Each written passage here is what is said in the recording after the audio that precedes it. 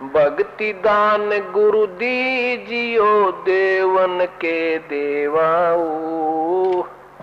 भगवान ने बना रखा है, जैसे कैद होती है, जेल होती है, तो यहाँ प्राणी को कैसे इस पृथ्वी लोक पर यह भेजता है, और यहाँ परमात्मा की तरफ से कोई सुविधा नहीं है। यहाँ का जो भगवान है, यहाँ का जो स्वामी है, वो काल है, और जिसका नाम काल है तो उसमें रहम नहीं होता है, उसमें दया नाम की चीज नहीं होती, जिसका नाम काल है।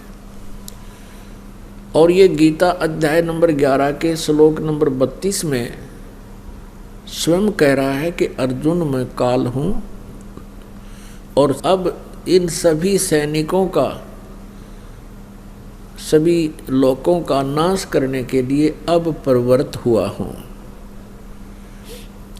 तो इससे अंडरस्टूड है कि यहाँ जो दुख हमें दे रखा है शायद ये कम ही हो, क्योंकि काल जो है वो कष्टहरण और सर्व सुखदाता है।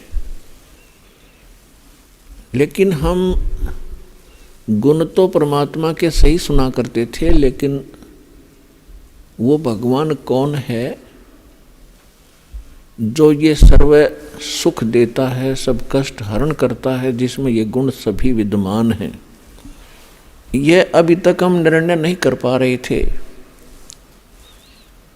और जिस कारण से हम किसी भी देव को वो कंप्लीट गॉड मान बैठते थे, पूर्ण परमात्मा मान लेते थे, और उसी के समक्ष अपनी अर्जी लगाते रहते थे, परमात्मा मुझे ये सुख दे, मुझे ये सुख दे, मुझे ये दे। कोई इत्तेफाक से अपने पूर्व जन्म के संस्कार से कोई लाभ हो जाता था तो हम उसका क्रेडिट और उसकी पूजा करते करते फिर हम अन्य ढेर सारे संकटों को झेलते रहते थे। फिर वो कभी भी दिमाग में, माइंड में नहीं आता था कि जिस देव को हम समर्थ मानकर पूज रहे हैं, पहले तो कोई लाभ हो गया था और अब क्यों नहीं हो रहा। तो ये हमारी बुद्धि से बाहर की बात थी। पुण्यात्माओं कि सचमुच हम बहुत गलत स्थान पर रह रहे हैं। यहाँ ये परमात्मा के लक्षण है। किसी की टांग टूट गई, किसी का कैंसर हो रही है, किसी का बेटा मर गया, किसी की बेटी मर गई, किसी का पूरा परिवार नाश हो गया एक्सीडेंट या किसी अन्य कारण से। तो क्या ये परमात्मा का स्थान है? परमात्मा का अर्थ है दुख ना दे, सुख ही सुख दे, उसको भगवान कहते हैं। ये स्थान केवल यातना देने के लिए इस काल को केवल दुख ही दे सकता है, सुख नहीं दे सकता।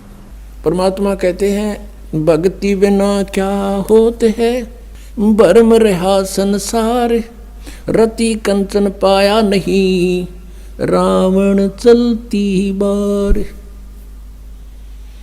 सर्व सोने की लंका थी वह रावण से रणधीरम, एक पलक में राज बिराजी जम के पड़े जंजीरम। सर्व सोने की लंका थी, हम तो कोठी बढ़िया बना लेंगे कि तो उसकी बढ़िया चिप्स चाप्स लगा लेंगे, वो तो सोने की बना रहा था, श्रवण की, गोल्ड की। और चलते समय कहते हैं एक रति सा एक ग्राम भी साथ नहीं ले जा सका। हम जिस लोक में रह रहे हैं ये काल का लोक है, यहाँ सुख नहीं, यहाँ तो सारा निर्दयी कार्य है इस भगवान का। क्योंकि जिसका नाम काल है, जो है ही कसाई, तो वहाँ सुख कैसे हो सकता है प्राणी को। अब इसने ये खुद कहता गीता जी अध्याय नंबर 11 के श्लोक नंबर 32 में श्रीमद् भगवत गीता में कि अर्जुन मैं काल हूँ और सबको नष्ट करने के लिए प्रवृत्त हुआ हूं। अर्जुन 11वें अध्याय के 21वें श्लोक में कह रहा है कि ये भगवान आप तो देवताओं को भी खा रहे हो, आप तो ऋषियों के भी खा रहे हो, और इस ऋषियों का समुदाय आपके आगे हाथ जोड़ रहा है, मंगल हो, बख्श दो। आप तो इनको भी खा रहे हो। ये कहता मैं तो काल हूं भाई, मैं ना छोड़ दूं किसी ने, और तू ना युद्ध करेगा तो भी मारूंगा इनको, ये तो मार रखे मैंने। तो पुण्यात्मा जो खुद न्यों का मैं काल हूं और उसको हम भगवान मान रहे, हम तो सांप पूज रहे थे, सर्प। अब श्री कृष्ण काल नहीं थे। श्री कृष्ण जी ने इस गीता के ज्ञान से पहले अपने आप को कभी काल नहीं कहा और उसके बाद कभी अपने आप को काल नहीं कहा। ये तो काल जो है ये 21 ब्रह्मांड का स्वामी है और ब्रह्मा विष्णु महेश का ये पिता है। ब्रह्मा विष्णु महेश जी की दुर्गा माता है और ये इसको श्राप लगा हुआ ब्रह्म को, इस काल कहो चाहे ब्रह्म कहो, ये काल रूपी ब्रह्म भी कहलाता है। तो उस श्रापवश इसने 1 लाख मानव शरीरधारी प्राणी नित आहार करना पड़ता है और उसके लिए हमें यहाँ रोक रखा है इसने। हम कैसे फंसे यहाँ पर इस काल के साथ, कैसे आ गए यहाँ इतने गंदे लोक में? हमने वहाँ पर गलती की थी। हमारे पिता ने हमारे को सब सुविधाएं दे रखी थी, कोई असुविधा नहीं थी किसी प्रकार की भी। हम अजर अमर थे, हम सदा युवा रहते थे, हमारे परिवार थे वहाँ पर, पूरे ग्रुप के ग्रुप, परिवार के परिवार थे। सतलोक में सृष्टि है ऐसी ही है, लेकिन वहाँ के हंस आत्मा है, वहाँ मृत्यु नहीं होती, बुढ़ापा नहीं होता, सदाबहार वृक्ष रहते हैं, कोई राग द्वेष नहीं, कोई बाही बंटवारा नहीं। तो हम अपने भगवान को छोड़ गए जिसने हमारे को सारा सुख दे रखा था, हम इस पर आसक्त हो गए। यूं खड़ा होगा तब कर रहा था। अब जैसे कसाई बकरे पालता है, उन बकरों को सब सुविधाएं तो देता है वो, जैसे एक चारों तरफ से उनको बाड़ बना दी, कोई हिंसक पक्षी पशु और ना खा जाए उनको, और चरागाह बनवा दिया उनके लिए, घास फूस बोझड़े झाड़ उड़ा खूब उत्पन्न हो गए। एक तालाब बनवा दिया, एक शेड डलवा दिया घास फूस का, यानी झोंपड़ी। सर्दी लगे तो उसमें आ जाएं, वर्षा आवे तो उसके नीचे खड़े हो जाएं, और चारा खूब बढ़िया उनके लिए उपस्थित होता है। अब वो बकरे ये सोचते हैं कि हमारा जो मालिक है कितना अच्छा है, कैसी सुविधाएं हमें दे रखी हैं, घास दे रखा है खाने को, चरागाह दे रखे हैं और तालाब बनवा रखा है। अब उन बकरों की इतनी ही बुद्धि काम करती है, लेकिन वो उस समय को भूल जाते हैं जब आता है कहीं से उसको ऑर्डर 20 बकरों का, 10 बकरों का, बकरियों का, तो वो क्या करता है, जाकर के उनसे लेकर डंडा और छांट लेता मोटे मोटे।